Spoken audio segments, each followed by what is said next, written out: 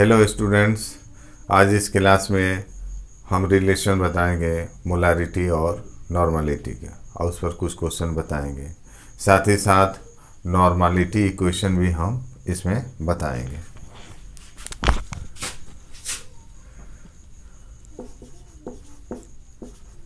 Relation between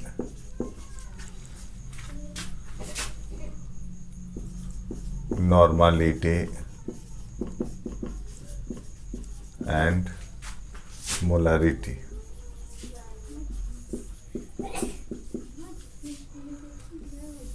क्या relation है? आइए, नॉर्मलिटी ये होता है W/1000 by equivalent weight into हो गया VmL। ये मालूम है पहले से। नॉर्मलिटी इक्वल टू होता है weight of solute into 1000 equivalent weight of solute और volume of solution in ml। Molarity होता है वेट 1000 बाई, इसमें मोलिकुलर वेट होता है इंटू VmL में होगा। दोनों में अंतर है। यहाँ जो है इक्विवेलेंट वेट है, यहाँ पर क्या है? मोलिकुलर वेट है। आप जानते हैं, वी नो डैट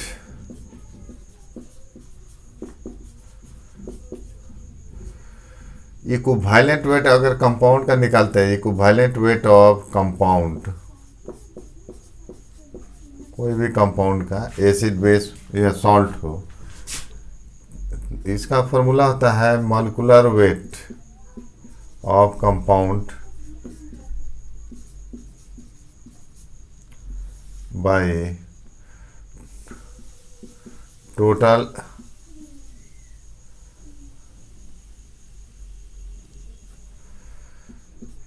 पॉजिटिव या नेगेटिव चार्ज।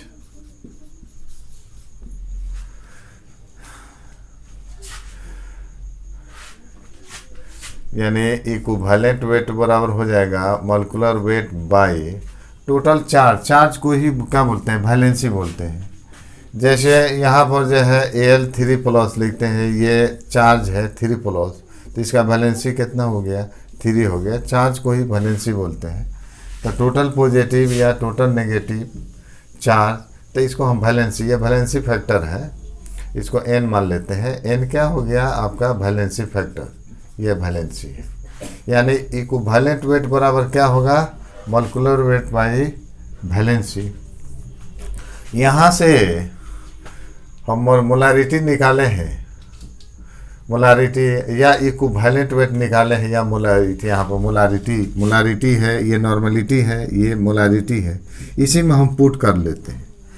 मॉलिक्यूलर वेट बराबर क्या होगा? n into equivalent weight. हम इसको ऐसे लिख रहे हैं W/1000 बाई, देखिए मॉलिक्यूलर वेट जो है, मॉलिक्यूलर वेट बराबर क्या होगा? n into valency factor into equivalent weight, तो n इंटू E हम लिख दिया इसके जगह पर। ये है VmL है। अब आप देखिए ये क्या है? Weight by equivalent weight into 1000 by क्या हो गया? VmL। ये तो ये आ रहा है, ये नॉर्मलिटी का वैल्यू है।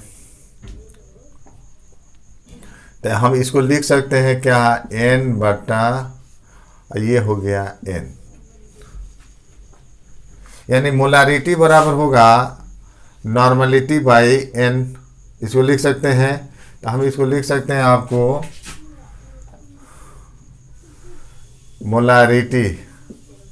मोलारिटी बराबर होगा normality bye valency factor, valency. ये आपका एक, इसी रिलेशन से हम नॉर्मलिटी और मोलारिटी निकाल सकते हैं। यानी मोलारिटी बराबर क्या होगा? Normality by n, valency. अब इसका क्या फ़ायदा होगा? अगर क्वेश्चन में जो है क्वेश्चन में कहता है, दोनों कहता है कि मोलारिटी और नॉर्मलिटी दोनों निकालिए। तो हम अलग अलग वैल्यू रखकर नहीं निकालेंगे, हम इसमें से कोई अगर हम निकाल लेते हैं, नॉर्मलिटी निकाल लेते हैं, नॉर्मलिटी निकल जाता है। चार्ज सेपरेशन करके जो सॉल्यूट दिया रहेगा उसका चार्ज सेपरेशन करके हम वैलेंसी निकाल लेंगे, तो ये दोनों मालूम हो जाएगा, तो मोलारिटी निकल जाएगा। या मोलारिटी हम निकाल लेते हैं, तो इस हालत में वैलेंसी आपको मालूम होगा, सॉल्यूट का चार्ज सेपरेशन करके निकाल सकते हैं, तो नॉर्मलिटी निकल जाए। माने कोई एक निकालेंगे तो दूसरा हम निकाल सकते हैं, यह फ़ायदा होगा अगर क्वेश्चन में कहता है। जैसे क्वेश्चन कहता है calculate normality and molarity in 0.74 gram CaOH whole 2 calcium hydroxide of 5 ml solution. इसमें दोनों पूछ रहा है, नॉर्मलिटी और मोलारिटी। कोई हम निकाल देते हैं, एक मोलारिटी निकाल लीजिए, मोलारिटी निकल जाएगा तो हम नॉर्मलिटी निकाल सकते हैं इस फार्मूले से। देखिए इसमें जो है सॉल्यूट है CaOH whole 2, तो वेट दिया है, वेट जो दिया है उसको हम लिख रहे हैं, वेट कैल्शियम हाइड्रोक्साइड का वेट दिया है, यानी सॉल्यूट का वेट है यहाँ पर 0.74 ग्राम है। वॉल्यूम है सॉल्यूशन का, वॉल्यूम सॉल्यूशन का है 5 ml। अगर हम मोलारिटी निकालना चाहते हैं, मोलारिटी निकालना चाहते हैं तो हमको जो है ये भी मालूम है, W मालूम है, मोलिकुलर वेट निकाल लेते हैं। मोलिकुलर वेट यहाँ पर जो है, मोलिकुलर वेट CaOH whole 2 का क्या आ जाएगा, कैल्शियम का कितना होता है 40, आज 16 1 17 दूना 34 हो गया, ये 76 हो गया मोलिकुलर वेट। तो इस हालत में हम निकाल सकते हैं, मोलारिटी हम निकाल लेते हैं। ये मोलारिटी, तो ये formula W × 1000 by molecular weight of solute into volume of solution in ml, इसमें हम रख देते हैं वैल्यू। तो वेट ऑफ सॉल्यूट कितना दिया है 0.74 × 1000 बाई मोलिकुलर वेट 74, ये 74 इंटू हो गया वॉल्यूम जो है सॉल्यूशन का दिया है 5 ml 5। अब यहाँ पर देखिए इसको डिवाइड कीजिएगा तो नीचे 100 आ जाएगा, 0 0 ये कट जाएगा, या 1000 से इसमें मल्टीप्लाई कर दीजिए तो 740 आ जाएगा, नीचे 74 है, कटेगा ऊपर 10 आ जाएगा, अब 5 8 दूना 10 ये। तो यहाँ पर जो है मोलारिटी कितना आ गया 2, मोलारिटी वैल्यू आ गया 2। तो हम इस फार्मूले से नॉर्मलिटी निकाल देंगे। तो यहाँ पर देखिए चार्ज सेपरेशन हम करके देख लेते हैं, CaOH whole 2 है, तो इसका क्या होगा, देखिए ये यहाँ 2+ चार्ज सेपरेशन हम करते हैं CaOH whole 2 का। तो इस फार्मूले से चार्ज सेपरेशन आप बताएं, X है तो X+, यहाँ Y है तो Y-। तो यहाँ देखिए X कितना है 2 है तो 2+, Y 1 है तो माइनस, तो इसको अलग अलग कर सकते हैं, Ca2+, OH पर हो गया -1, कितना OH है 2 है। तो यहाँ पर देखिए चार्ज हो गया 2+, तो इसका वैलेंसी हो गया, इसका वैलेंसी कितना हो गया 2, ये वैलेंसी हुआ 2। तो हम निकाल सकते हैं, इसलिए हमने कहा मोलारिटी बराबर होता है नॉर्मलिटी बाई n। तो मोलारिटी का दिया वैल्यू 2 बाई ये नॉर्मलिटी बाई इसका वैल्यू कितना है 2। तो इसलिए नॉर्मलिटी बराबर क्या होगा, मल्टीप्लाई कर देंगे, कितना आ गया 4 आ गया। देखिए एट द एंड पॉइंट अब इन पॉइंट क्या हुआ, इन पॉइंट पर जहाँ पर जो है रिएक्शन क्या करता है, कंप्लीट होता है, उस पॉइंट को बोलते हैं इन पॉइंट, या जहाँ पर रिएक्शन न्यूट्रलाइज कर जाता है उस पॉइंट को बोलते हैं इन पॉइंट। जहाँ भी इन, अगर इन पॉइंट पर क्या होगा, जहाँ पर रिएक्शन क्या कर जाता है, न्यूट्रलाइज करता है या कंप्लीट होता है, तो उस हालत में मिली इक्विवेलेंट क्या होगा, दोनों सॉल्यूशन का, अगर एक सॉल्यूशन एसिड है एक सॉल्यूशन बेस है, तो दोनों का मिली इक्विवेलेंट क्या होगा, इक्वल होता है इन पॉइंट पर। इन पॉइंट वह पॉइंट है जहाँ पर क्या होता है, रिएक्शन कंप्लीट होता है या न्यूट्रलाइज करता है। तो at the end point milli equivalent of acid बराबर होगा मिली इक्विवेलेंट ऑफ बेस, या हम लिख सकते हैं और में मिली equivalent of solute in one solution बराबर होगा मिली equivalent of solute in other solution. अगर दो सॉल्यूशन है, दोनों को मिक्स करते हैं, अगर न्यूट्रलाइज कर जाता है, तब मिली इक्विवेलेंट एक सॉल्यूशन का मिली इक्विवेलेंट हम यहाँ पर लिखेंगे, अदर सॉल्यूशन के हम क्या लिखते हैं, मिली इक्विवेलेंट। या मान ले कि कोई सॉल्यूशन कंसंट्रेट है, उसका वॉल्यूम मालूम है, नॉर्मलिटी मालूम है, स्ट्रेंथ मालूम है, उसमें अगर हम डाइल्यूट कर देते हैं, तनु कर देते हैं, पानी डाल देते हैं, तो उस हालत में भी क्या करता है, वो न्यूट्रलाइज करता है। तो उस हालत में भी हम क्या कर सकते हैं, नॉर्मलिटी हम निकाल सकते हैं। तो यहाँ अगर मान लें कि इसकी अगर कंसंट्रेट और डाइल्यूट दोनों की चर्चा होता है और वहाँ न्यूट्रलाइज कर रहा है, तो हम लिखेंगे मिली equivalent of concentrated solution, concentrated solution, ये बराबर होगा मिली इक्विवेलेंट ऑफ डाइल्यूट सॉल्यूशन। इसको हम बताते हैं आपको। अब देखिए मिली इक्विवेलेंट बराबर, मिली इक्विवेलेंट का फॉर्मूला क्या होता है, मिली इक्विवेलेंट जैसे आप देखते हैं नॉर्मलिटी का जो है फॉर्मूला होता है W/1000 बाई ये इक्विवेलेंट वेट इंटू VmL, ये फॉर्मूला है नॉर्मलिटी का। तो हमको n को V से मल्टीप्लाई करते हैं, ml में है, तो ये बराबर क्या होगा, W/E/1000। हमने V को इधर ले गया तो ये बचेगा इधर, हमने लिख दिया।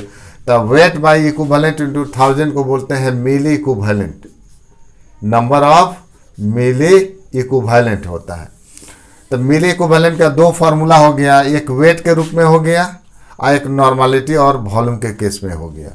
तो नॉर्मलिटी और वॉल्यूम को ml में लेकर मल्टीप्लाई कर दें तो मिली इक्विवेलेंट निकल जाएगा, या वेट दिया रहेगा उसका इक्विवेलेंट वेट सॉल्यूट का निकाल कर 1000 से मल्टीप्लाई कर दें तभी मिली इक्विवेलेंट निकल जाएगा। तो हम लिख सकते हैं यहाँ तो सब तो मिली इक्विवेलेंट एसिड है, इस सॉल्यूट का एक सॉल्यूशन का मिली इक्विवेलेंट, दूसरे सॉल्यूशन का मिली इक्विवेलेंट, यहाँ कंसंट्रेटेड है, यहाँ डाइल्यूट है, सबका मिली इक्विवेलेंट का फॉर्मूला यहाँ आ जाएगा N1V1 बराबर N2V2। अगर ये एसिड है, इसके बीच न्यूट्रलाइजेशन एसिड और बेस के बीच में हो रहा है, तो मिली इक्विवेलेंट ऑफ एसिड ये हो गया N1V1 एसिड का, और ये हो गया आपका बेस का हो गया। ये फार्मूला लागू करके हम निकाल सकते हैं। अब बताइए एसिड का अगर मान लें कि ये दोनों वैल्यू दिया है, बेस का कोई एक वैल्यू दिया है इसमें, तो हम दूसरा वैल्यू इसका निकाल सकते हैं अगर वो न्यूट्रलाइज कर रहा है तो। अब कैसे यहाँ पॉइंट पर आते हैं, at the end point. In point का क्या कहता है कि जहाँ पर रिएक्शन क्या करता है, कंप्लीट या न्यूट्रलाइज करता है। हम कैसे पहचानेंगे एक्सपेरिमेंटली, ये तो थ्योरेटिकली हुआ, एक्सपेरिमेंटली कैसे हम पहचानेंगे लैबोरेटरी में कि रिएक्शन क्या हुआ, न्यूट्रलाइज किया या कंप्लीट हो गया। देखिए लैब में जाइएगा तो ये आपको मिलेगा, ये ब्यूरेट इसको बोलते हैं, ये लंबा होता है ब्यूरेट, इसमें जो है ये आपका इसमें लिखा रहेगा 5 ml 10 ml 15 20 25 30, इस तरह बहुत लंबा होता है कि नहीं। ये 100 ml 150 ml तक ले होता है, ब्यूरेट होता है। ये टेबल पर जो है एक बीकर रख दिया, इसको स्टैंड से कस देते हैं, स्थिर रहेगा। नीचे जो है लिया जाता है, एसिड ले लेते हैं, ये एसिड लिया जाता है। इसमें ऊपर में एसिड नहीं लिया जाता, अगर कहीं गिरता है तो शरीर पर इसका छींटा पड़ जाएगा। ऊपर में बेस लिया जाता है, इसमें हम बेस लेंगे, इसमें बेस एसिड ले लेते हैं। तो यहाँ पर देखिए एसिड है, ये इसको बोलते हैं स्टैंडर्ड सॉल्यूशन बोलते हैं। स्टैंडर्ड सॉल्यूशन मीन्स हो गया जिसका स्ट्रेंथ क्या होगा, मालूम होगा, नोन में होगा। मान लें कि इसका एसिड है, एसिड लिए हैं, इसका जो हम वॉल्यूम लेंगे यहाँ पर, मान लें कि हमने 25 ml लिया है तो इसका वॉल्यूम मालूम हो गया 25 ml। और इसका नॉन स्ट्रेंथ होगा, स्टैंडर्ड सॉल्यूशन मीन्स हो गया नॉन स्ट्रेंथ, जिसका शक्ति यानी नॉर्मलिटी क्या होगा, मालूम होगा, नॉन स्ट्रेंथ। तो ये 25 ml हम लिख देते हैं n/10। तो ये स्टैंडर्ड सॉल्यूशन हुआ। हम जो है ये बीकर है, इसमें हमने 25 ml एसिड ले लिया, उसका नॉर्मलिटी कितना है, 1/10 है। ये तो स्टैंडर्ड सॉल्यूशन हो गया। अब इसका स्ट्रेंथ निकालना है, जो ऊपर में क्या होगा, हम बेस लेंगे, कोई भी बेस लेंगे इसमें। तो इसमें देखिए यहाँ जो है बेस को क्या कर दिया जाता है, इसमें ले लिया जाता है। अब यहाँ कितना लिए हैं तो मालूम हो जाएगा। यहाँ पर जो होता है लिखा रहता है 5 ml 10 ml 20 25 30 40 50 ml, ये लिखा रहता है। सपोज हम मान लेते हैं यहाँ पर जो है लिखा है 50 ml, मान कर चलते हैं। तो ये सॉल्यूशन कितना है, 50 ml बेस है, इसका हमको स्ट्रेंथ निकालना है। तो पहला काम तो जो है स्ट्रेंथ निकल जाएगा, हमको जो है इन पॉइंट को हमको पता करना है। अगर ये कलरलेस सॉल्यूशन है, ये कलरलेस है, तो इसमें अगर हम खोल कर गिराएंगे ड्रॉप वाइज, हम इसमें हम गिराते हैं, ड्रॉप वाइज गिराएंगे यहाँ पर, तो इन पॉइंट आपको पता नहीं चलता है। तो इसमें जो है इसको कलर इसका चेंज करना पड़ता है। इसमें इंडिकेटर हम ले लेते हैं, इंडिकेटर लेने से एक खूबसूरत कलर इसमें आएगा। अब इंडिकेटर जो होता है, जैसे मिथाइल ऑरेंज है, फिनोल्फथालीन है, मिथाइल रेड है, ये सब जो है इंडिकेटर है। हम डाल देने से इसमें एक कलर आएगा, कलर आ जाता है, कलर आ जाएगा। और जैसे ये कलर चेंज करेगा तो हम समझेंगे कि वही इन पॉइंट है। इसका माने कि जहाँ पर रिएक्शन क्या कर गया, ये दोनों एसिड बेस न्यूट्रलाइज कर गया। तो जहाँ कलर चेंज करता है, अब इसमें जो है हम क्या करते हैं, बेस को हम गिराते हैं, ड्रॉप वाइज हम गिराएंगे, गिराते रहते हैं। अब देखिए गिरेगा तो इसके साथ ये रिएक्शन करेगा, बेस एसिड के साथ रिएक्शन करेगा, इसका एक अपना कलर है। जैसे कलर इसका चेंज होगा, हम गिराते रहेंगे, गिराएंगे, और गिराने के बाद जैसे जो है इसका कलर चेंज होगा, कलर क्या होगा, कलर चेंज करता है, तो वही क्या होता है, इन पॉइंट होता है। मीन्स हो गया कि ये रिएक्शन क्या कर गया, ये एसिड बेस न्यूट्रलाइज कर गया। तो कुछ ड्रॉप हम गिराते हैं इसमें, उसके बाद से इस बीकर को लेकर हिलाएंगे, कलर चेंज कर रहा है कि नहीं, फिर गिराएंगे, फिर ऐसे करेंगे। एक स्थिति ऐसी आएगी कि जहां एक ड्रॉप गिरने के बाद तुरंत कलर चेंज करेगा। जैसे कलर चेंज किया तो समझिए कि इन पॉइंट, ये इन पॉइंट आ गया, माने यहाँ पर रिएक्शन क्या कर गया, कंप्लीट या न्यूट्रलाइज कर गया दोनों के बीच में।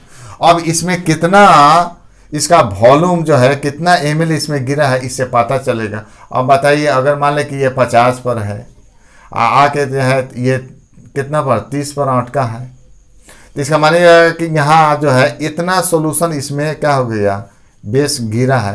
तो हम बता सकते हैं कि 50 था, 30 पर हम यहाँ पर है, इसमें अभी मौजूद है सॉल्यूशन, 20 ml इसमें गिर गया। तो हम बेस का इसका वॉल्यूम जो है ना V2 हमको मालूम हो जाता है, 20 ml है, ये मालूम हो गया। तो जहाँ इंड पॉइंट हुआ तो उससे हमको पता चल गया कि इसमें बेस कितना ml गिरा है, ये वॉल्यूम मालूम हो गया। और जहाँ इंड पॉइंट होगा, जहाँ इंड पॉइंट होता है तो मिली इक्विवेलेंट क्या होगा, एसिड और बेस का दोनों बराबर होगा। तो बताइए एसिड का N1 V1 मालूम है हमको, ये V1 है, ये N1 है मालूम है। बेस का हमको क्या मालूम होगा, ये V2 हमको मालूम हो गया, V2 मालूम हो गया। तो इस तरह इस बेस का हम नॉर्मलिटी यानी स्ट्रेंथ हम क्या कर सकते हैं, निकाल सकते हैं। तो ये एक्सपेरिमेंटली जो है हम देख रहे हैं कि दोनों सॉल्यूशन कब न्यूट्रलाइज कर रहा है। तो कलर जहां चेंज के इंड पॉइंट है और इंड पॉइंट अगर हो जाता है तो दोनों का मिली इक्विवेलेंट बराबर होगा। अगर मिली इक्विवेलेंट बराबर कर लेते हैं तो हम एक सॉल्यूशन का स्ट्रेंथ मालूम है तो दूसरे सॉल्यूशन का स्ट्रेंथ हम क्या कर सकते हैं, इस फार्मूले से निकाल सकते हैं। अगर क्वेश्चन करता है कि क्वेश्चन में कहेगा एक सॉल्व एसिड है, उसका वॉल्यूम नॉर्मलिटी इतना है और वो जो है इतना ml बेस से क्या कर गया, न्यूट्रलाइज कर गया, तो बेस का नॉर्मलिटी निकालिए। तो इस तरह नॉर्मलिटी हम निकाल सकते हैं इस फार्मूला लागू करके। जहाँ न्यूट्रलाइज करेगा तब हम ये फार्मूला लागू करके हम ये 3 गो चीज़ें मालूम होगा इसमें, तो चौथा हम क्या कर सकते, कैलकुलेट कर सकते हैं, निकाल सकते हैं। तो यही इंड पॉइंट होता है जहाँ पर रिएक्शन क्या करता है, कंप्लीट करता है। तो इतना इंड पॉइंट से हमको इतना तो मालूम हो गया कि ये कितना ml इसमें गिरा है। तो जैसे कलर चेंज करेगा तो हमको पता चल गया कि ये इतना ही ml जो है, जो ml हम एसिड लिए हैं 25 ml, ये 25 ml एसिड को 20 ml NaOH क्या कर दिया, न्यूट्रलाइज कर दिया। यानी 25 ml के लिए कितना चाहिए, 20 ml चाहिए। तो ये न्यूट्रलाइज कर गया। तो इस फार्मूले से हम क्या कर सकते हैं, दूसरे का स्ट्रेंथ हम निकाल सकते हैं। अब इस पर कुछ न्यूमेरिकल हम आपको बता। देखिए विद्यार्थियों, 2 क्वेश्चन है इस पर है न्यूट्रलाइजेशन पर। पहला कहता है कि 12 ml of H2SO4 solution is neutralized by 15 ml N/10 NaOH solution। Means हुआ कि H2SO4 और NaOH के बीच क्या हो रहा है, न्यूट्रलाइजेशन हो रहा है, दोनों न्यूट्रलाइज कर रहा है। तो एक का तो दिया है वॉल्यूम और N/10 का मानी क्या हो गया, उसका नॉर्मलिटी 1/10। ये नॉन सॉल्यूशन है क्योंकि इसका स्ट्रेंथ NaOH का मालूम है, दोनों मालूम है, वॉल्यूम मालूम है और नॉर्मलिटी मालूम है। एक दूसरा सॉल्यूशन है H2SO4 का, जिसका क्या है, वॉल्यूम मालूम है, तो उसका क्या पूछ रहा है, नॉर्मलिटी हमको निकालना है। आइए दोनों सॉल्यूशन एसिड और बेस न्यूट्रलाइज कर रहा है। तो जहाँ न्यूट्रलाइज करता है तो हम लागू कर देंगे कि दोनों का मिली इक्विवेलेंट क्या होगा, इक्वल होगा, बराबर होगा। तो आंसर फर्स्ट का हम लिखेंगे मिली इक्विवेलेंट ऑफ H2SO4, इसी के बीच में H2SO4 और NaOH न्यूट्रलाइज करता है। तो मिली equivalent of H2SO4 is equal to milli equivalent of NaOH। अब मिली इक्विवेलेंट का 2 फार्मूला होता है, एक होता है N इंटू V ml, ये बराबर होता है W/A इंटू 1000। कोई भी हम लागू कर सकते, ये मिली इक्विवेलेंट होता है। अब जो दिया रहेगा, तो यहाँ पर तो दिया है, क्वेश्चन में दिया है वॉल्यूम दिया है, नॉर्मलिटी दिया है, N भी दिया है, इसका वॉल्यूम है, N पूछ रहा है, तो यही हम लागू करेंगे। मिली इक्विवेलेंट का फॉर्मूला दोनों के लिए लागू करेंगे। H2SO4 का नॉर्मलिटी पूछ रहा है, वॉल्यूम दिया है, तो इसको हम लिख देते हैं N1 V1 लिख देते हैं H2SO4। ये है NaOH का, दोनों दिया है, नॉर्मलिटी और वॉल्यूम दिया है, तो इसमें भी यही लागू करते हैं N2 और V2, N2 इंटू V2।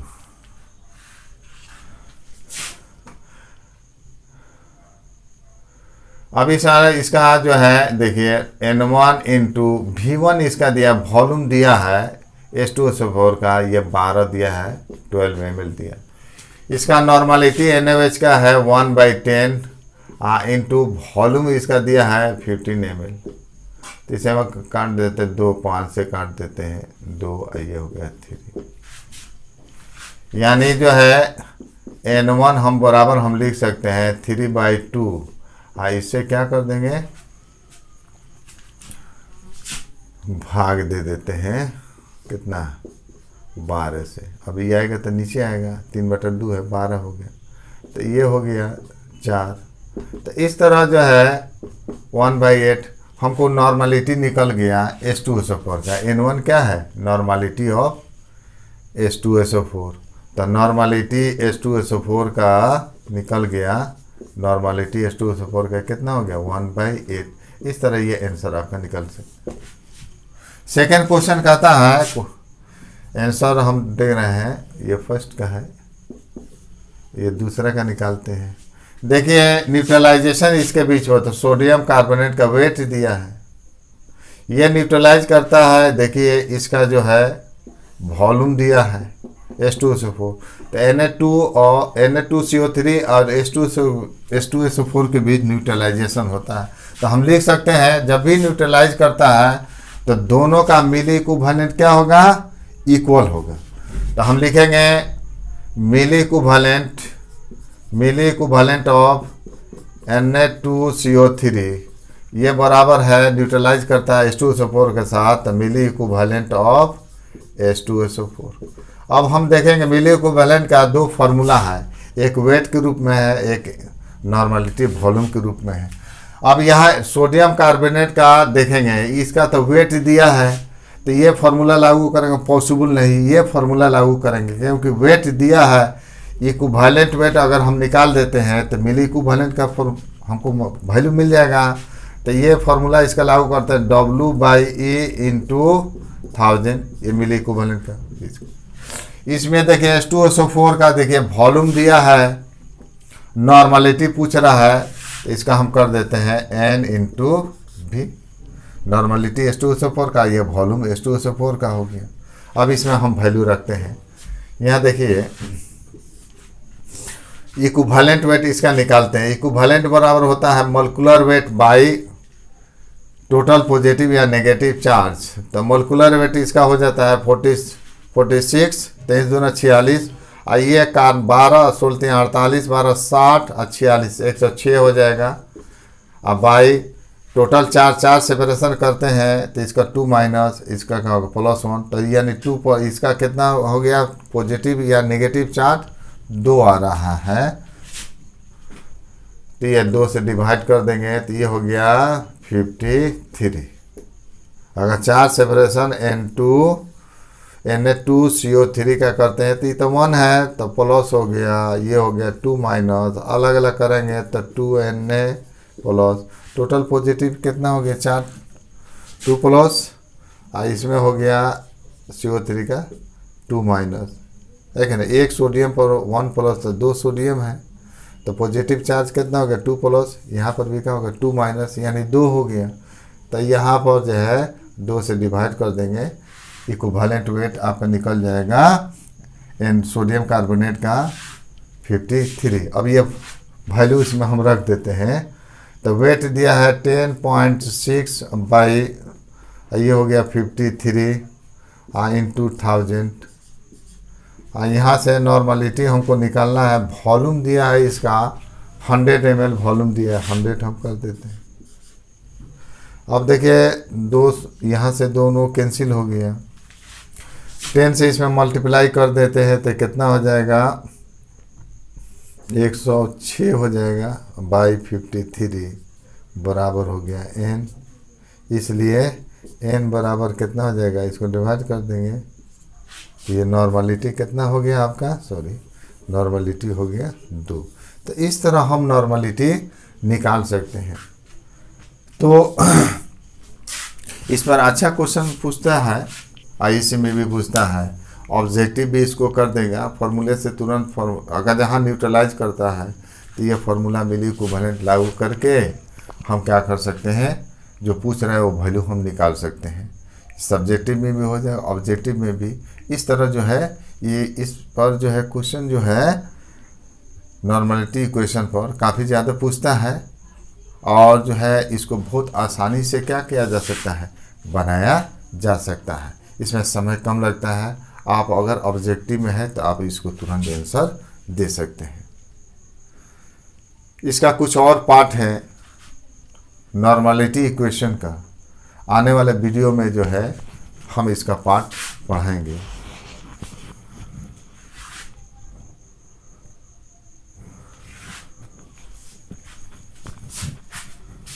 तो यहाँ पर जो है एक पार्ट हम पढ़ा है नॉर्मलिटी इक्वेशन में जो है हम एक पार्ट पढ़ा है, और कुछ है मिक्सचर ऑफ एसिड, बहुत से एसिड को हम क्या करते हैं, मिक्स कर देते हैं, तो उसका नॉर्मलिटी क्या होगा।